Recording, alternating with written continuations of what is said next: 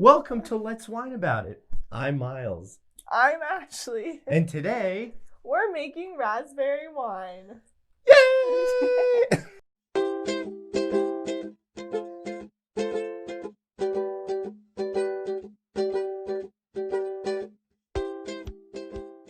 So, this is going to be a really simple fruit wine recipe because all we're going to do is mash up the fruit. We're not going to add anything else, any other additives, because I want to know exactly what raspberry wine tastes like, just all on its own. Now, Ashley, how many raspberries is this? I counted all of them. And what was the there's number? about 300 raspberries. Okay, can you tell me the weight of that? It's about 3 pounds. No. Did you say it was 3 pounds? No, this is not 3 pounds. This is 6 pounds of raspberries. So I was originally going to do 3 pounds of raspberries. But then I thought, and that's actually, most recipes that you'll find call for like 3 pounds of fruit, of whatever the fruit is. The dog is trying to get in here into our studio. Let me go take care of that. You never told me you went to 6 pounds. You know what I've read that ugly people have bad memories. Please leave that clip in.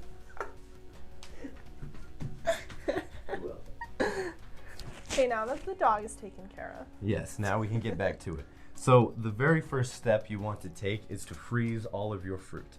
Could you explain to the people here why we froze it first and didn't just go fresh? Because water, when it is frozen, expands and it makes the fruit larger. Okay, water, when it freezes, expands. What that means is that all the juice locked away in these raspberries will break down the cell walls in that fruit, allowing more juice to be released when you crush it. So it's just an easier way to get the most bang for your buck, all the juice you can in this process, because that's what we want. So we have 6 pounds of fruit in front of us. We froze them. I left it out overnight to thaw. It's probably a good idea because it takes a long time to get all the fruit to thaw. This is thawed, right, Ashley? Yes, it is. Okay, so next thing we're gonna do is get our fermenting bucket, put all this in there, and mash it up. The reason we use a brewing bag is because stage 2 of this winemaking process, once the fermentation is completed, is to take all that fruit, all that mashed up pulp out. And if you don't have a brewing bag, it's really hard to siphon the wine into a new container because the fruit gets stuck in your siphoning tubes. So the brewing bag it's like a strainer. Uh-huh. That's exactly right, yes. So perfect. So Ashley, if you could put the brewing bag in here and then wrap it around the edges. I've seen how you do this in the video. Right. Now we're just gonna put all the raspberries in here. Oh. Instead of smushing it with your hands, you smush it with your feet. Or you screwed that up. Instead of smushing it with your feet, you smush it with your hands. There you go. See, but isn't this fun? It is fun. I'm having a fun time. Don't sound too excited. I know. Like and subscribe to this video if you've made it this far through. And I see the analytics. I know most of you make it about this far. Now, let me explain why we did 6 pounds. Most recipes that you'll read about online for making fruit wine call for about 3 pounds.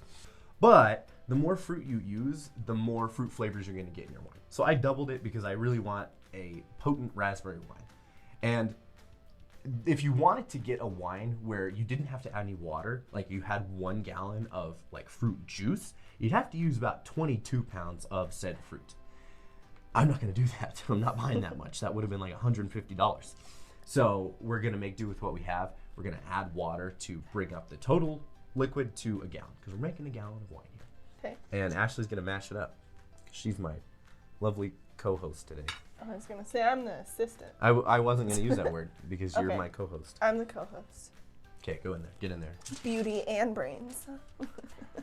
Step 2, wash your hands. We're going to go do that.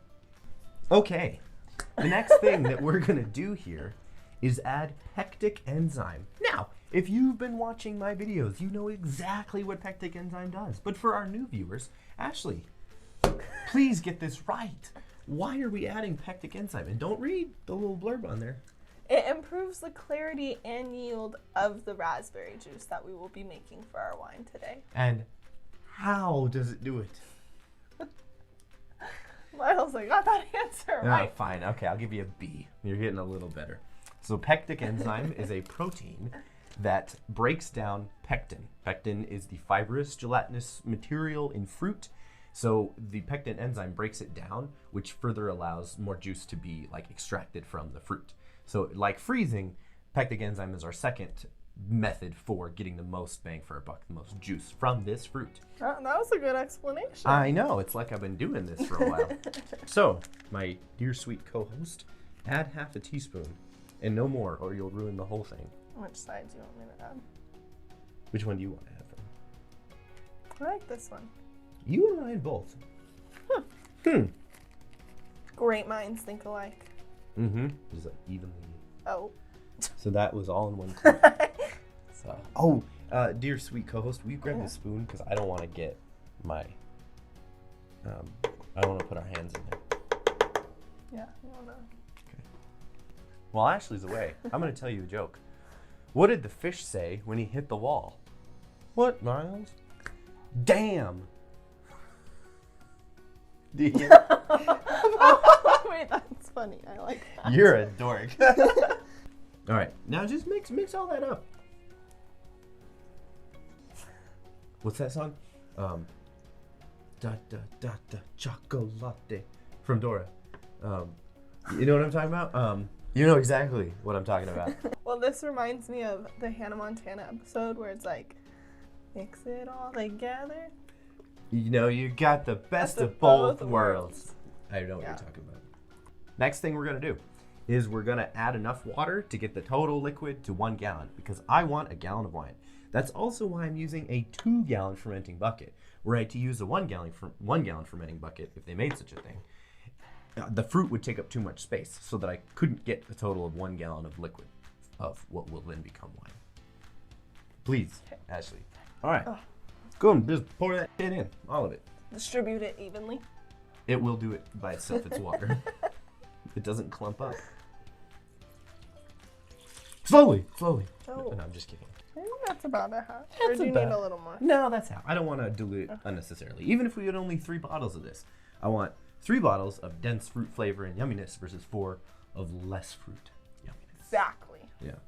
So the next thing I'm going to do is take a reading on this with my trusty hydrometer and cylinder to find out how much sugar is currently in the juice. Then I will use that to calculate how much sugar we have to add, because fermentation and production of alcohol happens when yeast eat sugar. And you're only going to have as much alcohol as you give your yeast sugar to work with.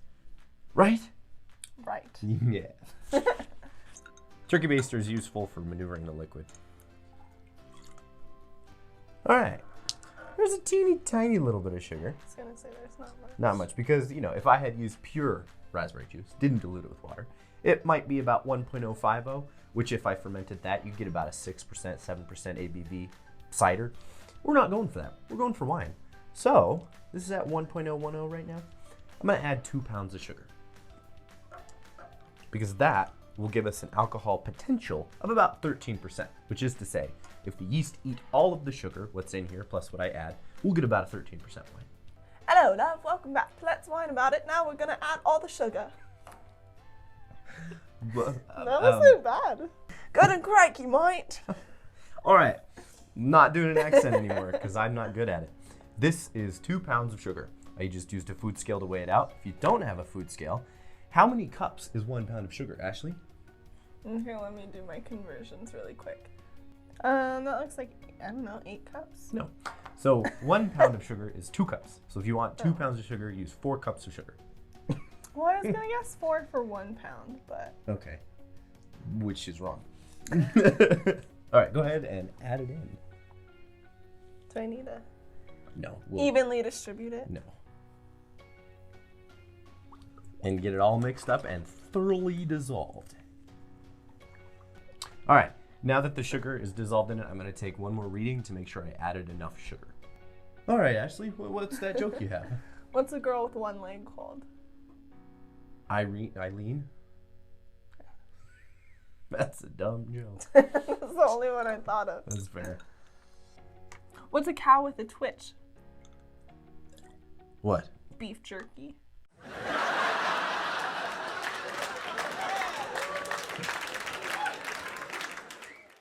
All right, so this is sitting at 1.080, which is a little under what it should be, probably because I still have a little over a gallon of liquid in here. Those calculations for how much the density should increase are based on having a gallon of liquid. If you have more, the density will increase less for the same amount of sugar added. It's simple chemistry and physics. In such a case, I'm gonna throw in a fourth pound, which is a half a cup. Yeah, half a cup of sugar. Just increase it a little bit more, just so we get a little bit more alcohol. Poorly executed. All right. That was just kidding. beautiful. It's the mixing that's the problem. Okay, cool. No, I used 8 ounces, which is a cup. I put half a pound of sugar in here. Okay. All right. I got confused. That's on me. So right now, there is 2.5 pounds of additional sugar. It's at about 1.090. That's what I was going for. We're going to call it there. Perfect. I'm going to go ahead and put the lid on and have Ashley do her best to shake this up. The reason we want to shake it up here at the beginning is to add oxygen into the mix, because oxygen is really helpful for the yeast as they replicate and colonize in the very first phase of fermentation. Once they've colonized to sufficient size and they begin to produce alcohol, then you don't want any oxygen. But for that initial 12-hour, 24-hour period when they're replicating, oxygen is bueno. What's this bowl for? Okay, so the bowl is for our bag of fruit. We're gonna take it out to get more air in here, so when we shake it up, we can get the most oxygen possible. Do you want me to grab you a paper towel? Yeah. Okay, so as Ashley just informed me, it's now my turn to tell you 2 fun and interesting facts about me. Well, the first is that I make wine, and that in and of itself is a super interesting fact. But you already knew that, so it doesn't count. First fact about me is that I used to collect baseball cards when I was a little kiddo. I collected baseball cards, I collected foreign money, I collected rocks. There was also a time when I collected receipts, because I was a weird little kid. But that was then I went to collecting foreign money. So the paper idea, it was the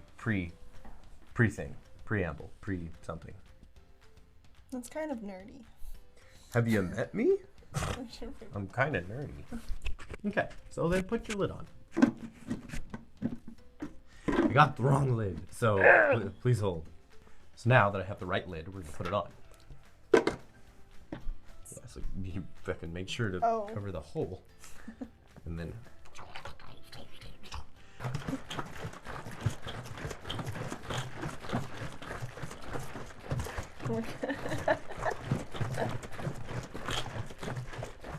Okay, we'll call that good. Do it as long as you have the patience to do it. That's my workout for the day. Yeah, that's pretty workout. Okay. Excellent.